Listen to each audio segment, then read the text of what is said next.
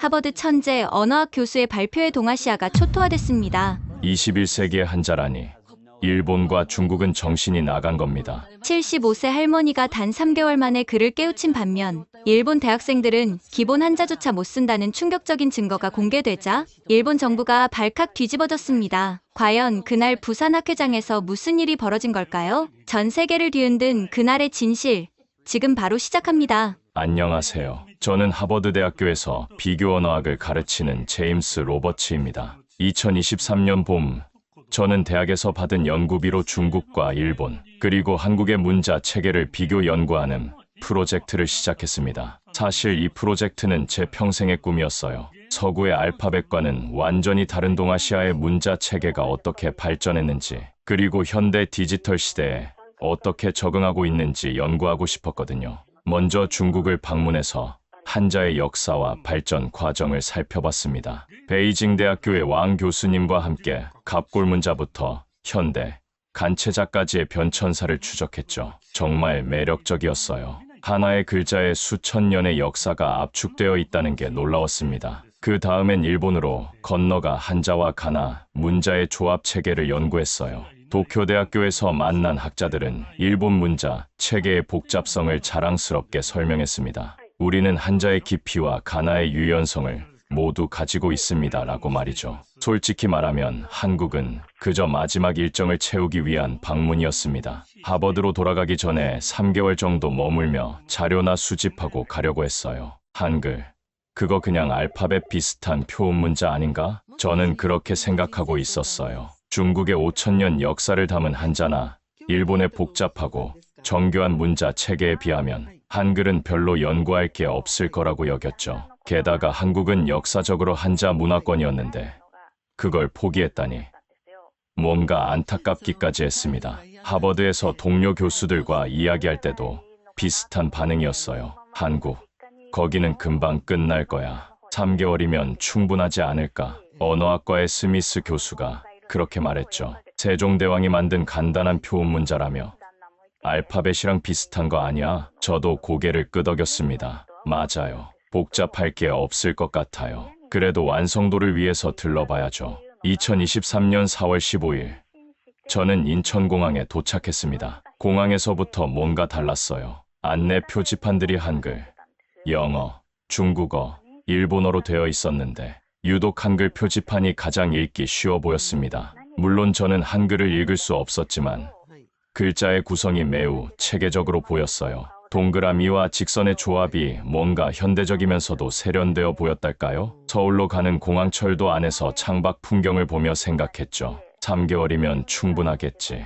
어차피 간단한 문자니까. 하지만 저는 곧 제 생각이 얼마나 오만했는지 깨닫게 됩니다. 한국에 온 지 3주째 되는 날, 저는 일본 나고야에서 열리는 동아시아 문자학회에 참석하기 위해 잠시 일본으로 건너갔습니다. 이 학회는 매년 열리는 권위 있는 행사로 아시아 각국의 언어학자들이 모여 최신 연구를 발표하는 자리였죠.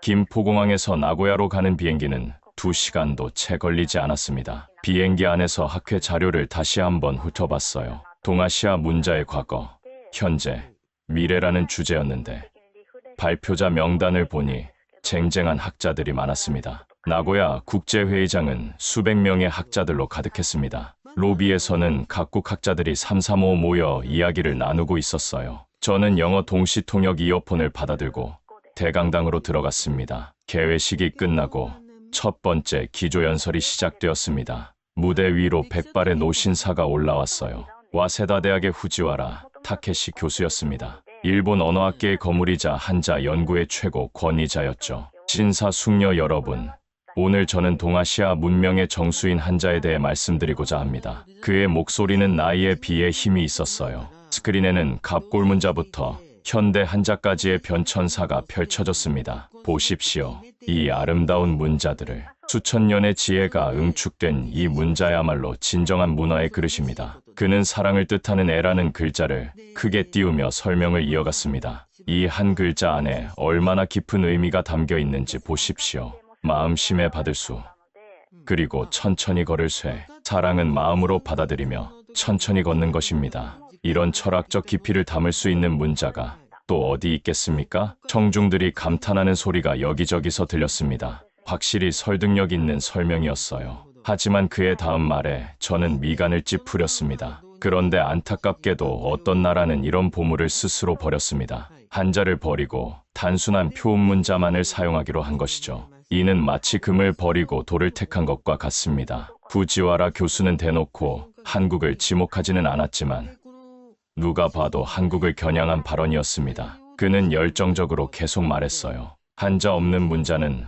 마치 뿌리 없는 나무와 같습니다. 겉보기엔 간단해 보여도 깊이가 없죠. 진정한 사상과 철학을 담을 수 없는 얕은 그릇일 뿐입니다. 복잡함을 견디지 못하고 쉬운 길을 택한 대가는 문화적 빈곤입니다. 회장에 있던 한국 학자들의 표정이 굳어지는 게 보였습니다. 앞줄에 앉아있던 한 한국 교수는 주먹을 꽉 쥐고 있었고 다른 분은 고개를 숙이고 계셨어요. 몇몇은 자리에서 일어나려다가 참는 것 같았습니다. 저도 그때는 그냥 지켜보기만 했습니다. 아직 한글에 대해 제대로 알지 못했으니까요. 하지만 왠지 모르게 마음 한구석이 불편했습니다. 학문적 토론이 아니라 일방적인 폄하처럼 들렸거든요. 문자라는 게 우열을 가릴 수 있는 것인가 하는 의문이 들기 시작했습니다. 나고야에서 돌아온 다음날 아침, 저는 호텔 근처 카페에 들렀습니다. 종로 3가의 작은 카페였는데 아침부터 사람들로 붐비고 있었어요. 커피를 주문하고 창가 자리에 앉아 한국 사람들을 관찰하기로 했습니다.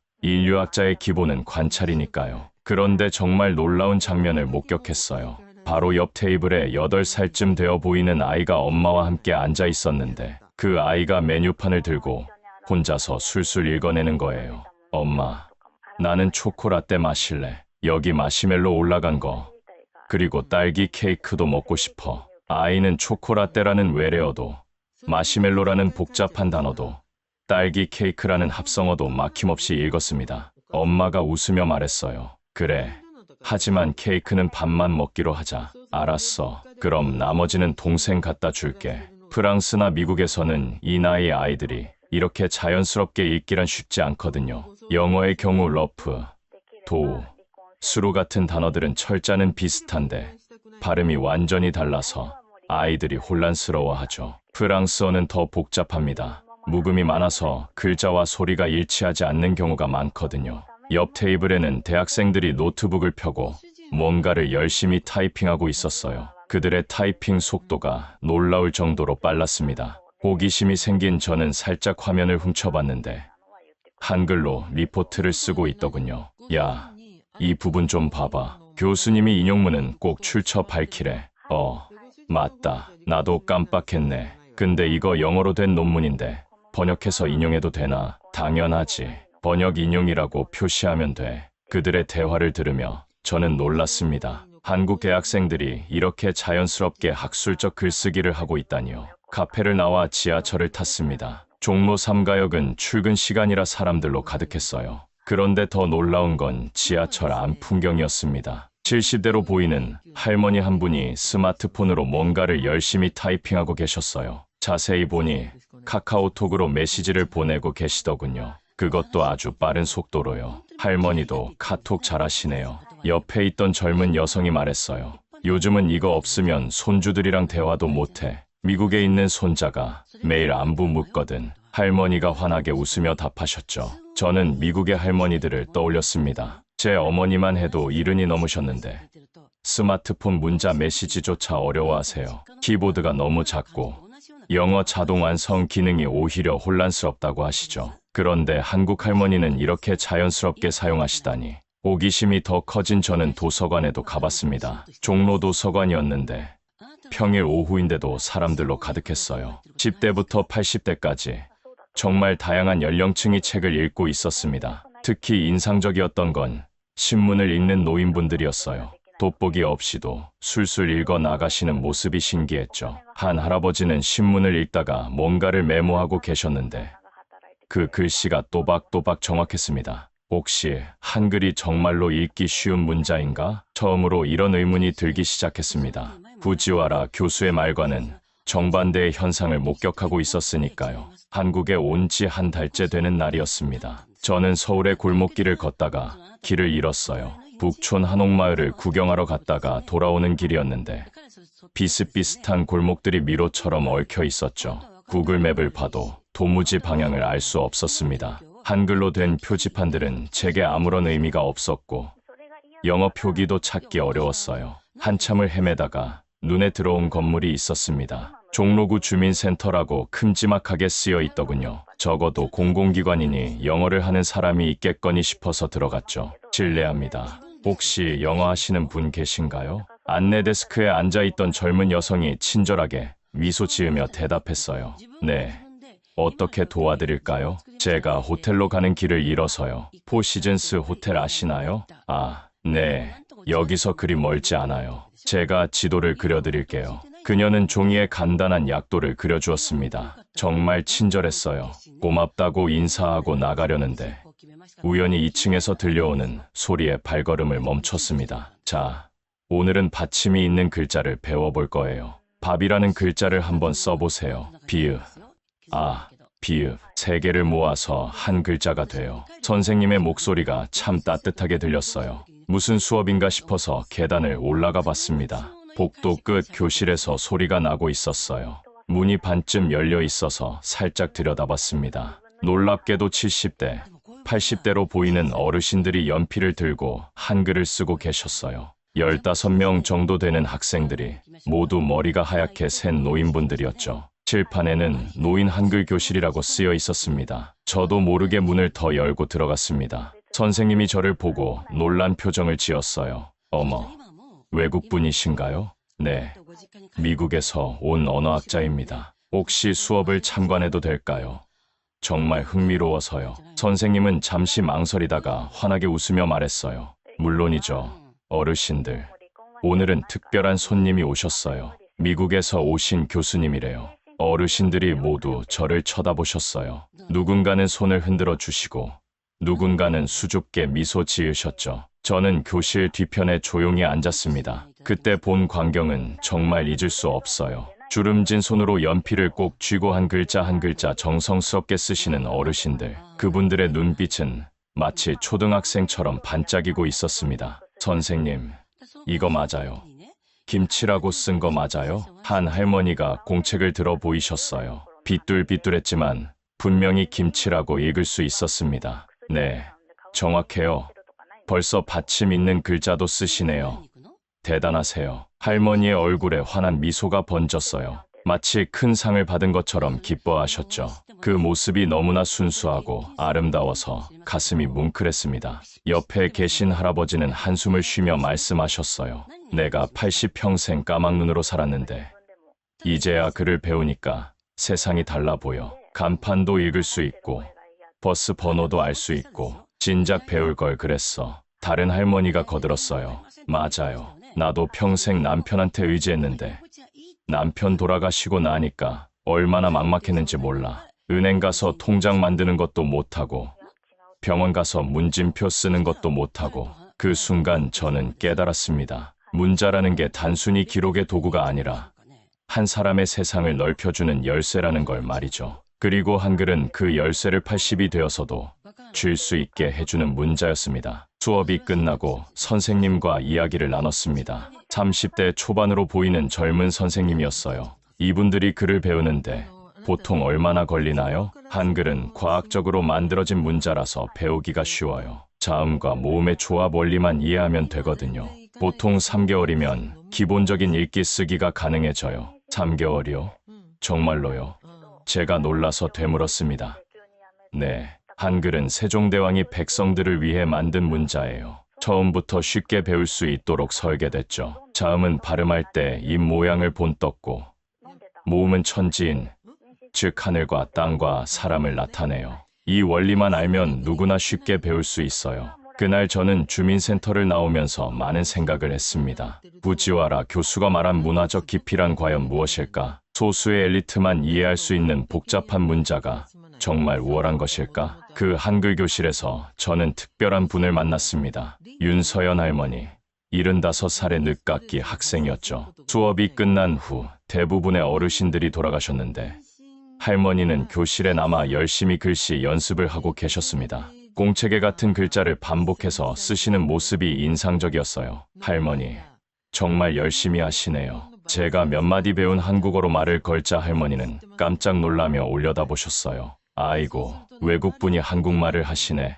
발음이 좋으세요. 감사합니다. 조금밖에 못해요. 할머니는 왜 이 나이에 글을 배우시는 거예요? 할머니는 잠시 먼 곳을 바라보시다가 의자를 가리키며 말씀하셨어요. 앉으세요. 이야기가 좀 길어요. 저는 할머니 옆에 앉았습니다. 할머니는 천천히 이야기를 시작하셨어요.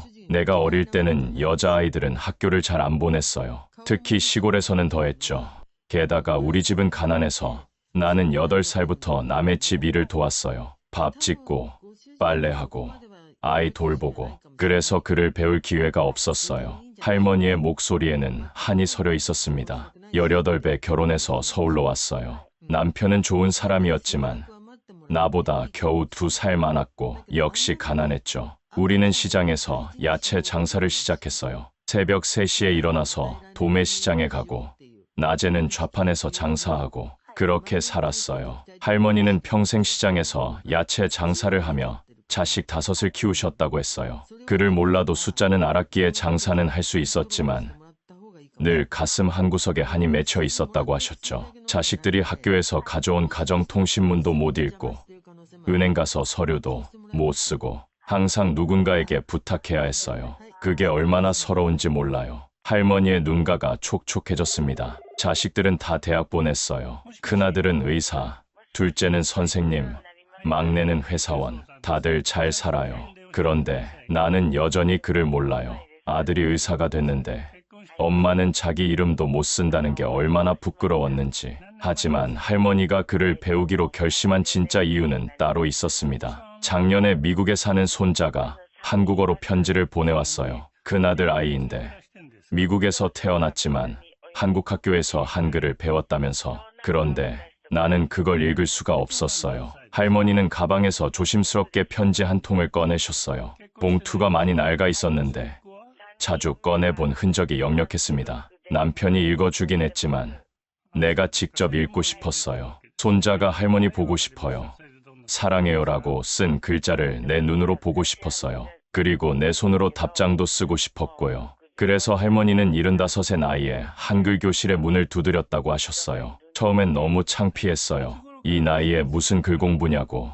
며느리도 말렸어요. 하지만 나는 꼭 배우고 싶었어요. 죽기 전에 손자 편지를 내 눈으로 읽고 내 손으로 답장을 쓰고 싶었어요. 할머니는 공책을 꺼내 보여주셨습니다. 첫 페이지부터 차근차근 연습한 흔적이 있었어요. 처음엔 선 긋기부터 시작해서 기역, 니은, 디귿, 리을, 자음 연습, 아야어여 모음 연습, 그리고 간단한 글자들. 선생님이 참 잘 가르쳐주세요. 한글이 이렇게 쉬운 줄 알았으면 진작 배웠을 텐데 처음엔 무서웠어요. 한자처럼 복잡할까봐. 하지만 선생님이 자음은 입 모양을 본뜬 거고 모음은 하늘과 땅과 사람을 본뜬 거라고 설명해 주시니까 이해가 되더라고요. 맨 뒤 페이지에는 손자에게 쓰려고 연습한 편지가 있었습니다. 사랑하는 우리 지훈아, 할머니야. 너가 보낸 편지 잘 받았다. 이제 할머니도 글을 읽을 수 있어.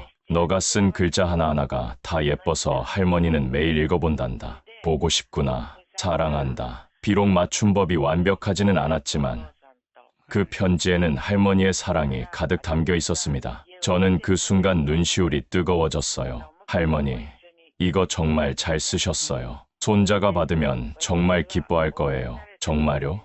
아직 틀린 데가 많은데 틀린 게 중요한 게 아니에요. 할머니의 마음이 담겨 있잖아요. 그게 가장 중요해요. 할머니는 수줍게 웃으셨어요. 선생님, 나는 이제 세상이 달라졌어요. 어제는 처음으로 은행에서 혼자 서류를 작성했어요. 이름이랑 주소, 전화번호를 내 손으로 썼어요. 직원이 놀라더라고요. 이 나이에 글씨를 이렇게 잘 쓰신다고. 할머니의 눈빛이 자랑스러움으로 빛났습니다. 그리고 이제는 신문도 조금씩 읽을 수 있어요. 아직 어려운 말은 모르지만 큰 제목은 읽을 수 있어요. 세상이 어떻게 돌아가는지 알 수 있게 됐어요. 그날 저는 할머니와 오래 이야기를 나눴습니다. 할머니는 제게 한글이 얼마나 배우기 쉬운지, 그리고 그것이 자신의 삶을 어떻게 바꿔놓았는지 생생하게 들려주셨어요. 윤서연 할머니와의 만남 이후 저는 한글에 대해 본격적으로 연구하기 시작했습니다. 단순히 관찰만 하는 것이 아니라 구체적인 데이터를 수집하고 분석해야겠다고 생각했죠. 연세대학교의 김태훈 교수님을 소개받았습니다. 한국어학과 교수로 디지털 시대의 한글 연구로 유명한 분이었어요. 신촌에 있는 연세대 캠퍼스를 찾아갔을 때 봄꽃이 만개해 있어서 정말 아름다웠습니다. 김 교수님의 연구실은 각종 언어학 자료로 가득했습니다. 책장에는 한국어 관련 서적뿐만 아니라 세계 각국의 문자 체계를 다룬 책들이 빼곡했어요. 로버츠 교수님, 반갑습니다. 한글에 관심을 가져주셔서 감사해요. 김 교수님은 40대 중반의 젊은 교수였습니다. 영어도 유창해서 의사소통에 전혀 문제가 없었어요. 저야말로 감사합니다. 한국에 와서 정말 놀라운 것들을 많이 봤어요. 특히 노인분들이 이렇게 쉽게 문자를 배우는 걸 보고 충격받았습니다. 아, 주민센터 한글 교실을 보셨군요. 사실 그게 한글의 가장 큰 장점이에요. 누구나 쉽게 배울 수 있다는 것. 김 교수님은 컴퓨터를 켜며 준비해둔 자료를 보여주기 시작했습니다. 로버츠 교수님, 이 데이터를 한번 보세요. 화면에는 각국의 문자 학습 시간을 비교한 차트가 떴습니다. 정말 충격적이었어요. 한글은 평균 24개의 자모만 익히면 모든 소리를 표현할 수 있습니다. 기본 자음 14개, 기본 모음 10개죠. 물론 복합 자모도 있지만 그것도 기본 자모의 조합이라 쉽게 익힐 수 있어요. 반면 일본어는 어떨까요? 일본어는 히라가나 46자, 가타카나 46자, 그리고 상용한자 2136자를 배워야 합니다. 초등학교 6년 동안 1006자, 중학교 3년 동안 1130자를 배우죠. 중국어는 더 심했습니다. 중국은 기본적으로 3500자 정도는 알아야 일상생활이 가능해요. 신문을 읽으려면 5000자는 알아야 하고요. 구체적인 숫자로 보니 차이가 명확했어요. 그런데 이게 단순히 배우기 쉽다는 것만의 문제가 아닙니다. 디지털 시대에는 더 큰 차이가 나타나요. 김 교수님은 다음 자료를 보여주셨습니다. 컴퓨터 자판 입력 속도 비교였어요. 같은 내용을 입력하는데 한글이 한자보다 평균 5배 이상 빠릅니다. 한글은 자음과 모음의 조합으로 이루어져 있어서 키보드 입력이 매우 직관적이죠. 반면 한자는 병음을 입력하고 변환 과정을 거쳐야 합니다. 실제 실험 영상도 보여주셨어요. 한국인, 일본인, 중국인이 같은 내용의 문장을 입력하는 모습이었는데 한국인이 압도적으로 빨랐습니다. 이 차이가 누적되면 엄청난 생산성 차이로 이어집니다. 하루 8시간 문서 작업을 한다고 치면 1년이면 수백 시간의 차이가 나죠. 더 놀라운 건 인공지능 학습에서의 차이였습니다. 최근 구글과 애플이 한국어 음성인식 기술을 가장 먼저 완성한 이유를 아세요? 한글의 체계적인 구조 때문인가요? 정확합니다. 한글은 음소 단위로 정확히 분해와 조합이 가능해서 AI가 학습하기 쉬워요. 자음과 모음의 규칙적인 결합, 받침의 체계적인 구조, 이 모든 게 컴퓨터가 이해하기 쉬운 형태예요. 김 교수님은 실제 실험 결과도 보여주셨어요. 같은 AI 모델의 한국어, 일본어, 중국어를 학습시켰을 때의 결과였습니다. 정확도를 보세요. 한국어가 98%, 일본어가 89%, 중국어가 85%입니다. 학습 속도도 한국어가 가장 빨랐고요. 왜 이런 차이가 나는 거죠? 한글은 소리와 문자가 1대1로 대응됩니다. 가는 언제나 가로 발음되죠. 하지만 한자는 문맥에 따라 발음이 달라집니다. 일본어의 경우 생이라는 한자만 해도 수십 가지 읽는 방법이 있어요. 김 교수님은 마지막으로 의미심장한 말을 했습니다. 로버츠 교수님, 이건 단순히 문자가 쉽다는 차원을 넘어서는 문제입니다. 미래 사회에서의 경쟁력과 직결되는 거죠. 정보화 시대, AI 시대에 어떤 문자 체계가 더 유리할까요? 한국에서의 연구를 어느 정도 마무리한 후 저는 다시 일본으로 건너갔습니다. 이번엔 단순한 방문이 아니라 구체적인 비교 연구를 위해서였죠. 그리고 후지와라 교수를 직접 만나보고 싶었습니다. 하네다 공항에 도착했을 때는 이른 아침이었습니다. 공항에서 도심으로 가는 전철 안에서 흥미로운 광경을 목격했어요. 젊은 사람들 대부분이 스마트폰을 보고 있었는데 자세히 보니 대부분 히라가나와 가타카나로만 메시지를 주고받고 있었습니다. 한자는 거의 보이지 않았어요. 먼저 손이 본사를 방문했습니다. AI 개발팀과 미팅이 잡혀 있었거든요. 미팅룸에 들어가니 30대로 보이는 젊은 개발자들이 기다리고 있었습니다. 로버츠 교수님, 환영합니다. 저는 AI 개발팀의 야마다입니다. 간단한 인사를 나눈 후 본론으로 들어갔습니다. 한국에서 한글의 효율성에 대해 연구하셨다고 들었습니다. 사실 저희도 관심이 많아요. 오, 그래요? 왜 관심을 가지게 되셨나요? 야마다 씨가 조심스럽게 말을 꺼냈어요. 솔직히 말씀드리면 저희도 한글이 부럽습니다. 특히 개발 업무를 할 때 더 그래요. 옆에 있던 다른 개발자가 거들었습니다. 코딩할 때 주석을 달거나 문서를 작성할 때 한자 변환 때문에 시간이 너무 많이 걸려요. 특히 기술 문서에서 새로운 용어를 만들어야 할 때는 정말 골치 아픕니다. 구체적으로 어떤 어려움이 있나요? 예를 들어 볼게요. AI 딥러닝 알고리즘이라는 용어를 일본어로 쓰려면 어떻게 해야 할까요?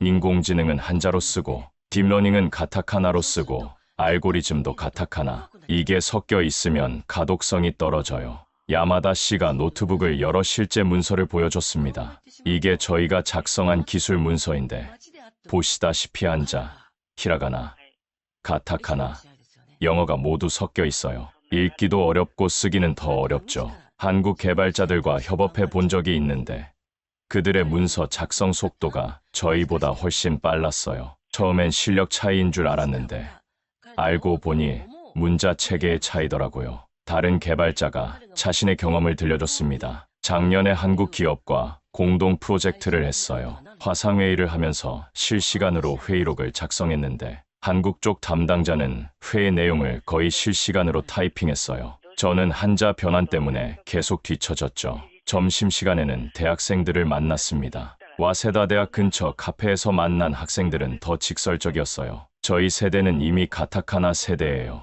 한자는 읽을 수는 있어도 쓸 수는 없죠. 22살의 여대생 사토 유키가 말했습니다. 이거 보세요. 제가 친구들과 주고받은 라인 메시지인데 거의 히라가나랑 가타카나로만 되어 있죠. 한자 변환하기 귀찮아서 그냥 이렇게 써요. 옆에 있던 남학생이 덧붙였습니다. 교수님들은 리포트에 한자를 제대로 쓰라고 하시는데 솔직히 왜 그래야 하는지 모르겠어요. 의미 전달에는 문제 없는데 굳이 복잡한 한자를 써야 하나요? 다나카라는 학생은 자신의 경험을 들려줬습니다. 작년에 한국으로 교환학생을 갔었어요. 거기서 한글을 배웠는데 정말 쉽더라고요. 2달 만에 웬만한 건 다 읽을 수 있었어요. 2달이요. 정말로? 네. 한글은 규칙이 간단해요. 자음과 모음을 조합하는 방식만 알면 돼요. 일본에 돌아와서 생각해보니 우리가 한자 배우는데 쓰는 시간에 다른 걸 배웠으면 얼마나 좋았을까 싶었어요. 학생들과의 대화를 마치고 마침내 후지와라 교수를 만나러 갔습니다. 와세다 대학교의 오래된 연구동은 역사의 무게가 느껴졌어요. 후지와라 교수의 연구실은 고서들로 가득했고 벽에는 복잡한 한자들이 빼곡히 적혀 있었어요. 70대의 노 교수는 엄격한 표정으로 저를 맞았습니다. 로버츠 교수, 한국에서의 연구는 어떠셨습니까? 약간 비아냥거리는 투였지만 저는 침착하게 대답했습니다. 매우 인상적이었습니다. 특히 한글의 효율성과 접근성에 놀랐어요. 후지와라 교수의 표정이 굳어졌습니다. 효율성, 접근성? 그런 것들이 문자의 가치를 결정합니까?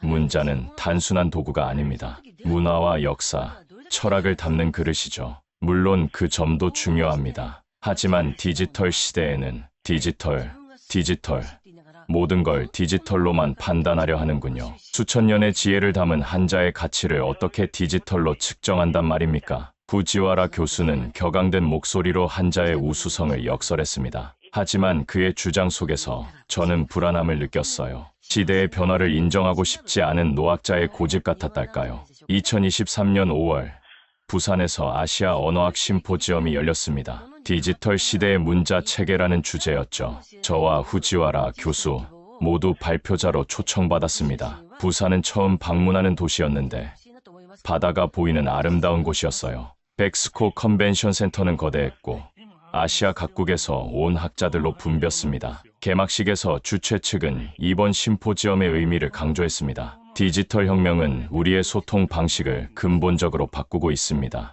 이제 문자 체계도 이러한 변화에 적응해야 할 때입니다. 첫날 오후 드디어 후지와라 교수와 저의 발표가 연달아 예정되어 있었습니다. 대강당은 500명이 넘는 청중으로 가득 찼어요. 통역 부스에는 한국어, 일본어, 중국어, 영어 동시 통역사들이 대기하고 있었죠. 후지와라 교수가 먼저 단상에 올랐습니다. 검은 양복을 입은 그의 모습은 권위적이었어요. 신사숙녀 여러분, 오늘 저는 디지털 시대에도 변하지 않는 한자의 가치에 대해 말씀드리고자 합니다. 그는 준비한 슬라이드를 띄우며 열정적으로 발표했습니다. 디지털 시대에도 한자의 가치는 변하지 않습니다. 오히려 정보의 압축성 면에서 한자가 더 유리합니다. 하나의 글자에 복잡한 의미를 담을 수 있으니까요. 스크린에는 다양한 한자들이 나타났습니다. 예를 들어 민주주의라는 개념을 표현할 때 한글로는 5글자가 필요하지만 한자로는 민주주의 4글자로 충분합니다. 더 중요한 건 각 글자가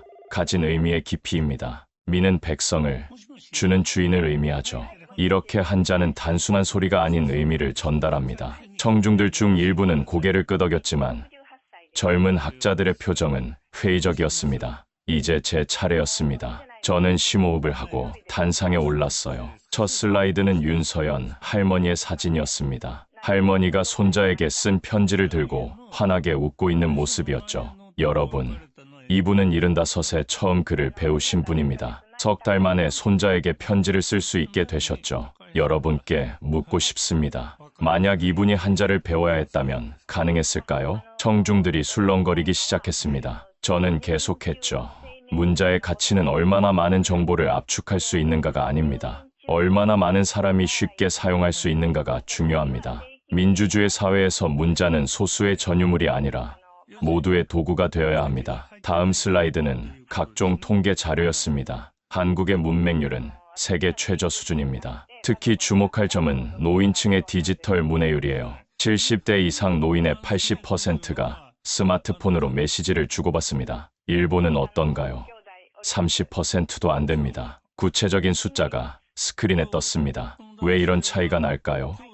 한글은 자음과 모음의 조합으로 직관적인 입력이 가능하지만 한자는 복잡한 변환 과정을 거쳐야 하기 때문입니다. 마지막으로 AI 학습 효율성 데이터를 보여줬습니다. 구글과 애플, 아마존, 세계적인 IT 기업들이 한국어 음성인식을 가장 먼저 완성한 이유가 무엇일까요? 바로 한글의 체계적이고 과학적인 구조 때문입니다. 저는 마무리하며 말했습니다. 세종대왕은 500년 전에 이미 미래를 내다봤습니다. 모든 백성이 쉽게 배우고 쓸 수 있는 문자, 그것이 진정한 문명의 도구입니다. 디지털 시대를 맞아 그 가치가 더욱 빛나고 있는 것이죠. 제 발표가 끝나자 뜨거운 박수가 터져 나왔습니다. 후지와라 교수의 얼굴이 불그락불그락하는 게 보였어요. 곧 질의응답 시간이 되었습니다. 후지와라 교수가 벌떡 일어났어요. 로버츠 교수는 문자의 깊이를 이해하지 못하는 것 같습니다. 쉽다고 해서 좋은 게 아닙니다. 한글 같은 단순한 표음 문자로는 깊은 사상을 표현할 수 없습니다. 그는 목소리를 높이며 계속했습니다. 문자는 단순한 의사소통 도구가 아닙니다. 문화와 전통, 철학을 담는 그릇입니다. 복잡함을 견디지 못하고 쉬운 길만 택한다면 우리는 문화적 깊이를 잃게 될 것입니다. 그가 잠시 멈추더니 치명적인 실수를 했습니다. 그래서 한국은 품격 없는 문자를 쓰는 것입니다. 한자를 버린 민족에게 무슨 문화적 깊이를 기대할 수 있겠습니까? 순간 회장이 얼어붙었습니다. 정적이 흐른 후 여기저기서 웅성거리는 소리가 들렸어요. 중국에서 온 젊은 교수가 손을 들었습니다. 베이징 대학의 리 교수였어요. 저는 후지와라 교수님의 의견에 동의할 수 없습니다. 문자의 품격이 있다 없다를 논하는 것 자체가 문화적 오만입니다. 중국인인 저도 한글의 과학성은 인정합니다. 실제로 중국의 많은 언어학자들이 한글을 연구하고 있어요. 이어서 싱가포르에서 온 학자가 발언했습니다. 저희 나라는 영어, 중국어, 말레이어, 타밀어를 공용어로 씁니다. 각 문자마다 장단점이 있죠. 하지만 어떤 문자가 더 품격이 있다고 말할 수는 없습니다. 그건 문화적 편견일 뿐입니다. 그때 일본의 젊은 학자가 손을 들었어요. 도쿄대학에서 온 사토 교수였습니다. 30대 후반의 젊은 교수였죠. 저는 일본인이지만 후지와라 교수님께 반대합니다. 솔직히 저희 학생들도 한자 때문에 고통받고 있습니다. 제가 가르치는 학생 중 절반 이상이 기본적인 한자도 제대로 쓰지 못해요. 그는 자신의 경험을 들려줬습니다. 작년에 학생들에게 간단한 테스트를 했습니다. 자주 쓰는 한자 100개를 손으로 써보라고 했죠. 평균 점수가 얼마였을까요? 35점이었습니다. 디지털 기기에 의존하다 보니 한자를 쓸 줄 모르는 거예요. 부지와라 교수는 점점 궁지에 몰렸습니다. 그는 격앙된 목소리로 외쳤어요. 여러분은 전통의 가치를 모르는 겁니다. 쉬운 것만 추구하다가는 문화의 깊이를 잃게 됩니다. 한자는 동아시아 문명의 뿌리입니다. 그때 한국의 노 교수 한 분이 조용히 일어났습니다. 서울대학교의 박 교수였어요. 60대의 온화한 분이었죠. 부지와라 교수님, 저는 한자도 중요하다고 생각합니다. 하지만 세종대왕이 한글을 만든 이유를 아십니까? 그는 차분한 목소리로 계속했습니다. 나란 말씀이 중국에 달아 문자와로 서를 삼았디 아니할세. 백성들이 자신의 뜻을 표현할 수 없어 안타까워서였습니다. 문자는 소통의 도구입니다. 소수만 아는 문자가 무슨 의미가 있겠습니까? 박 교수는 현실적인 예를 들었습니다. 한글로 쓰인 한국 문학이 노벨 문학상 후보에 오르고 한국 영화가 칸과 아카데미를 휩쓸고 있습니다. BTS의 한글 가사가 전 세계 젊은이들에게 감동을 주고 있고요. 문자가 단순하다고 문화가 얕은 건 아닙니다. 오히려 더 많은 사람이 문화를 창조하고 향유할 수 있게 되었죠. 부산 심포지엄 이후 놀라운 일들이 연쇄적으로 일어났습니다. 먼저 제 발표 영상이 유튜브에 올라갔는데 일주일 만에 1000만 조회수를 넘었어요. 특히 75 할머니가 석 달 만에 편지를 쓴다는 부분은 수십 개 언어로 번역되어 전 세계로 퍼져나갔습니다. 댓글들이 인상적이었어요. 나도 할머니처럼 늦었지만 글을 배우고 싶다. 한글이 이렇게 과학적인 문자였구나. 일본도 문자 개혁이 필요하다. CNN에서 인터뷰 요청이 왔습니다. 앵커가 물었어요. 한글이 정말 그렇게 배우기 쉬운가요? 네. 제가 직접 관찰한 결과 정말 놀라웠습니다. 한글은 과학적으로 설계된 문자입니다. 세종대왕은 슬기로운 사람은 하루아침에, 어리석은 사람도 열흘이면 배울 수 있다고 했는데 실제로 그렇더군요. 방송 이후 더 놀라운 일이 일어났습니다. 유네스코에서 연락이 온 거예요. 파리 본부의 교육 담당자였습니다. 로버츠 교수님, 아프리카의 문맹 퇴치 프로젝트의 한글의 원리를 적용해보고 싶습니다. 협력해 주실 수 있을까요? 그들은 아프리카의 일부 지역에서 문맹률이 70%가 넘는다며 한글처럼 배우기 쉬운 문자 체계가 필요하다고 했습니다. 고지어 인도네시아에서도 연락이 왔어요. 찌아찌아족 대표였습니다. 우리 부족은 고유 언어는 있지만 문자가 없습니다. 라틴 문자로는 우리 언어의 소리를 정확히 표현할 수 없어요. 한글을 우리 문자로 채택하고 싶습니다. 실제로 몇 달 후 찌아찌아족은 한글을 공식 문자로 채택했고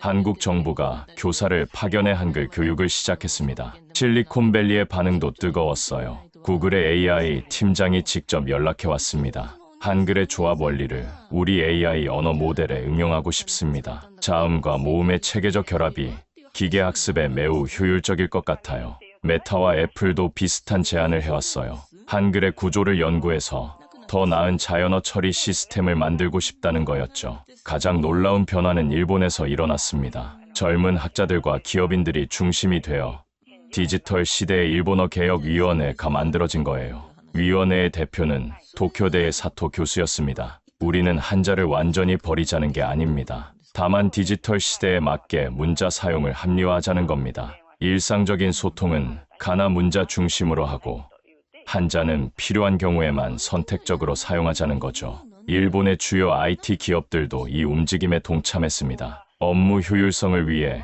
사내 문서는 가나 문자 위주로 작성하겠다고 선언한 기업들이 늘어났어요. 심지어 후지와라 교수도 조금씩 변하기 시작했어요. 한 일본 신문과의 인터뷰에서 그는 이렇게 말했더군요. 나도 시대의 변화는 인정한다. 젊은 세대가 한자를 어려워하는 것도 사실이다. 다만 전통을 지키면서도 혁신할 수 있는 방법을 찾아야 한다. 1년 후 저는 다시 한국을 방문했습니다. 이번엔 특별한 목적이 있었죠. 윤서연 할머니의 책 출간 기념회에 참석하기 위해서였습니다. 75세 시작한 글공부라는 제목의 책이었어요. 할머니가 한글을 배우며 쓴 일기와 손자와 주고받은 편지들을 모은 책이었죠. 출간 기념회는 서울의 한 서점에서 열렸습니다. 놀랍게도 100명이 넘는 사람들이 왔어요. 로버츠 교수님, 정말 감사합니다. 교수님 덕분에 제 이야기가 세상에 알려졌어요. 할머니는 이제 능숙하게 사인을 해주고 계셨습니다. 윤서연이라는 이름을 또박또박 쓰시는 모습이 자랑스러워 보였어요.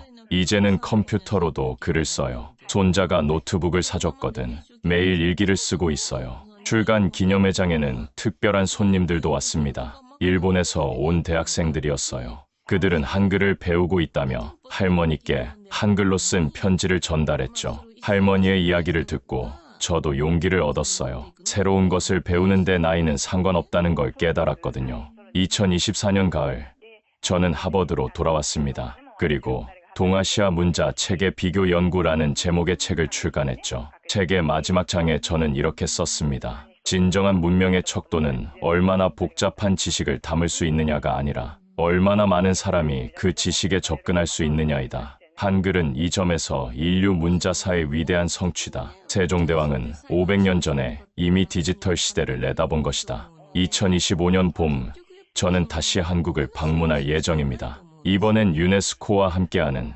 세계 문맹 퇴치 프로젝트의 일환으로 한글 교육법을 연구하기 위해서죠. 윤서연 할머니도 특별 강사로 참여하실 예정입니다. 세상은 변하고 있습니다. 문자도 시대와 함께 진화해야 합니다. 한글이 보여준 가능성은 단순히 한국만의 자산이 아니라 인류 전체의 희망입니다. 지금까지 하버드 언어학 교수가 한국에서 발견한 놀라운 진실에 대한 이야기를 들려드렸습니다. 단순하다고 무시받던 한글이 사실은 가장 과학적이고 민주적인 문자였다는 사실, 그리고 75 할머니의 꿈을 이뤄준 따뜻한 문자의 힘. 어떻게 들으셨나요? 만약 이 이야기가 감동적이셨다면 문자의 민주화가 왜 중요한지 더 많은 사람들이 알 수 있도록 이 영상을 공유해주세요. 구독과 좋아요도 잊지 마시고요. 지금까지 감동 편지함이었습니다. 감사합니다.